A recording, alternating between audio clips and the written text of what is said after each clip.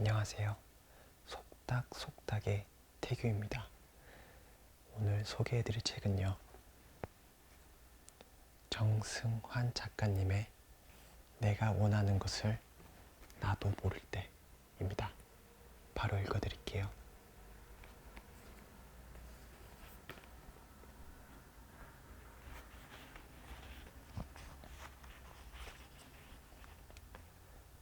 왜냐고요? 청춘이니까.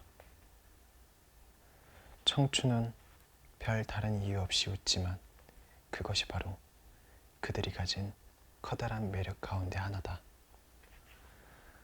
오스카 와일드의 이 말처럼 그저 이유 없이 웃는 것조차 매력이 되고 매사 서투를 수밖에 없는 모습조차 아름다운 시기. 한없이 뜨거웠다가 갑자기 차가워지기도 하고 쉽게 상처를 주고받기도 하는 열병과도 같은 시절, 바로 청춘입니다. 누구나 꼭 한 번은 거치는 이 시기는 지금 청춘을 보내고 있는 사람이나 이미 청춘을 지나온 사람 모두에게 언제나 흥미진진한 이야기거리죠. 내 청춘을 돌아보면 딱히 뚜렷한 목표는 없었던 것 같습니다. 그저 흘러가는 대로 주어진 상황을 헤쳐나갔죠. 정말 실수투성이었지만 그 시절이 나쁘진 않았습니다. 오히려 행복했어요. 말 그대로 하루하루 마음 내키는 대로 살았던 시기였으니까요. 뭔가에 취한 것처럼 매사에 충동적이었고 진심을 다했습니다. 친구들과 어울려 밤거리를 헤매기도 하고 훌쩍 여행을 떠나기도 했으며 좋아하는 일과 사람에게 온 마음을 다했습니다. 왜 그랬는지 생각하면 그저 청춘이니까 라는 대답밖에 안 떠오르네요. 가수 김광석도 살아생전 콘서트에서 청춘에 대해 이렇게 말한 적이 있습니다. 뭔가 스스로를 찾기 위해 좌충우돌 부대끼면서 그러고 지내고 가능성도 있고 나름대로 주관적이든 일반적이든 객관적이든 기대도 가지고 지냅니다. 자신감이 있어서 일은 막 벌이는데 마무리를 못해 다치기도 하고 아픔을 간직하기도 합니다. 그래도 자존심은 있어서 유리처럼 지내죠. 자극이 오면 튕겨내버리든가 스스로 깨어지든가. 이처럼 청춘은 유리처럼 섬세한데도 자극을 받는 걸 전혀 두려워하지 않습니다. 튕겨내든 깨어지든 말이죠. 그만큼 용기가 넘치고 호기심도 많습니다. 누군가 그러더군요. 바로 이 호기심을 잃어버린 순간 청춘은 우리 곁에 떠나간다고요. 30이 되고 40이 되고 점점 나이가 들수록 자극을 멀리하게 되고 호기심도 줄어듭니다. 감정에 무뎌지는 거죠. 매사 용기 있게 도전하기보다는 좀 더 신중해지고 생각이 많아집니다. 그리고 자신도 모르는 사이 점점 더 멀어져간 청춘. 그 찬란한 시절을 그리워하게 됩니다. 지나간 청춘에 대한 아쉬움은 이쯤 내려두고 지금 그 아름다운 시절을 보내고 있는 이들에게 들려주고 싶은 시가 한편 있습니다. 그대의 집이 노래하며 사랑하고 웃고 울도록 하라. 바로 그곳에서 살아야 하고 지붕을 가리고 그대 삶의 경계를 세워야 한다.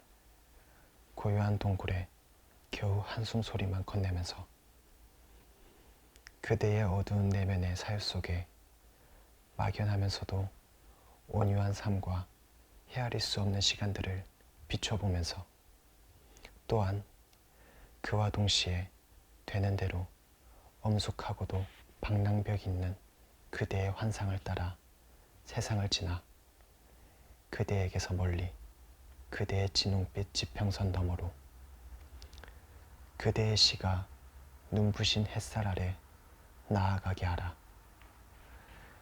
어느 시인에게라는 시의 일부입니다.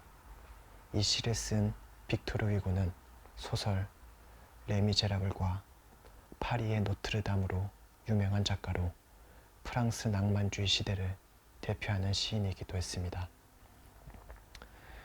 제목처럼 원래는 시인을 대상으로 쓴 작품이지만 저는 이 시가 지금 청춘에게도 큰 용기를 준다고 생각합니다. 바로 다음과 같은 메시지를 전하고 있기 때문입니다. 기꺼이 노래하며 사랑하고 웃고 울면서 감정에 충실하게 살아라. 내면을 돌아보고 삶을 헤아리면서도 기꺼이 환상을 쫓아라. 그대의 시가 눈부신 햇살 아래 나아가게 하라. 실제로도 위고는 누구보다 자신의 감정에 충실하면서 뜨겁게 청춘을 보낸 인물이었습니다. 겨우 23세 나이에 프랑스 왕실로부터 레지옹 도네르 훈장을 받을 정도로 문학 활동에 열정적이었고 나폴레옹 3세의 쿠데타에 반대했다가 19년간 국외로 망명을 떠나기도 했었죠. 그의 대표작 레미제라블은 흔히 장발장의 이야기로 알려져 있으나 그의 버금가는 비중으로 혁명의 시기를 살아간 청춘들의 뜨거운 사랑과 꿈, 열정을 다루고 있습니다. 그만큼 치열하게 청춘을 살았던 그였기에 앞에서 살펴본 뜨거운 시를 남길 수 있었던 거죠. 청춘이라는 말은 그 시기를 지나온 이들에게는 애틋한 그리움과 낭만을 남기고 지금 그 시기를 지나고 있는 이들에게는 무한한 가능성을 보여줍니다. 매사 혼란스럽고 서투르지만 그 모든 일이 경험이 되고 좋은 추억이 되는 거죠. 물론 고난과 아픔도 많겠지만 용기를 잃지 않으면 단 한 번뿐인 그 시기를 아름답게 꽃피울 잠재력이 청춘에겐 있습니다. 주눅들지 않고 모든 것을 직접 경험하면서 당당하게 자신만의 시를 써나갈 힘이 말이죠. 저는 오디오 클립, 인생의 문장들을 진행하면서 청춘에게 위로가 되는 문장을 소개한 적이 있는데요. 그중 한 구절을 인용하면서 이번 장을 마칠까 합니다. 박웅현 작가의 8단어에 나오는 문장입니다. 인생의 정답을 찾지 마시길, 정답을 만들어 가시길. 내일을 꿈꾸지 마시길, 충실한 오늘이 곧 내일이니. 남을 부러워 마시길, 그 많은 단점에도 불구하고 나는 나. 시류에 휩쓸리지 마시길, 당대는 흐르고 본질은 남는 것. 멘토를 맹신하지 마시길, 모든 멘토는 참고사항일 뿐이니. 이 책의 모든 내용을 단지 하나의 의견으로 받아들이시길, 그리고 당신 마음속에 올바른 재판관과 상의하며 당신만의 인생을 또박또박 걸어가시길. 당신이란 유기체에 대한 존중을 절대 잃지 마시길. 자기 마음에 솔직해야 합니다. 남과 비교하거나 중요한 문제를 회피하지 말고 주어진 하루하루를 최선을 다해 행복하게 살아가야 하죠. 학업이든 사랑이든 우정이든 여행이든 모든 것을 즐길 자격이 당신에겐 있으니까요. 윈드서핑을 즐기는 사람처럼 눈앞에 불어닥치는 파도를 기쁜 마음으로 당당하게 마주하세요. 99번 실패하고 단 한 번 성공하더라도 그 한 번의 성공을 위해 거센 파도를 기쁜 마음으로 맞이할 수 있는 것, 그것이 바로 청춘만이 누릴 수 있는 기쁨이니까요.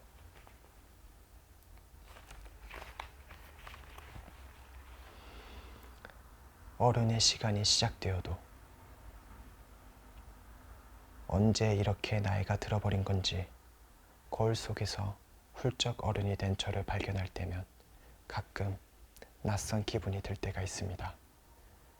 어른이 된 게 하루 이틀 일도 아닌데 괜히 헛헛한 웃음만 나죠. 사진첩 속에 있는 해맑은 아이와 개구쟁이 소년, 그리고 활기찬 청년의 모습은 어디로 가버린 건지 괜히 서글프기도 합니다. 어렸을 때 저는 막연히 어른만 되면 아는 것도 할 수 있는 것도 많아질 거라고 생각했습니다. 저를 둘러싼 규제들이 너무 숨막혔어요. 매일 교복을 입고 시험을 치르고 사사건건 선생님이나 부모님의 통제를 받는 게 답답했습니다. 그런데 막상 어른이 되고 보니 학교를 다닐 때보다 훨씬 크고 단단한 장벽이 앞을 가로막고 있더군요. 게다가 학생 때처럼 혼자 있으면 그만인 게 아니라 가족, 동료 등 주변 사람들도 챙겨야 했죠. 무엇이든 마음대로 할 수 있기는커녕 오히려 의무가 더 늘어났습니다. 그래서일까요? 때론 학창시절이 그립더군요. 분명 학창시절엔 답답하게 느껴졌던 일상이 지금 생각하면 오히려 자유로웠던 것 같아요. 어른에게 이렇게 많은 책임이 따르는 줄 알았다면 그냥 아이로 계속 남았으면 좋았을 것 같다는 엉뚱한 생각도 가끔 해봅니다. 어른으로 살아가는 건 왜 이렇게 혼란스럽고 피곤할까요? 경험과 책임을 조금씩 늘려가며 좀 더 천천히 어른이 됐다면 좋았을 텐데 너무 갑자기 어른이 된 것 같아 버거운 건 저만 느끼는 감정일까요?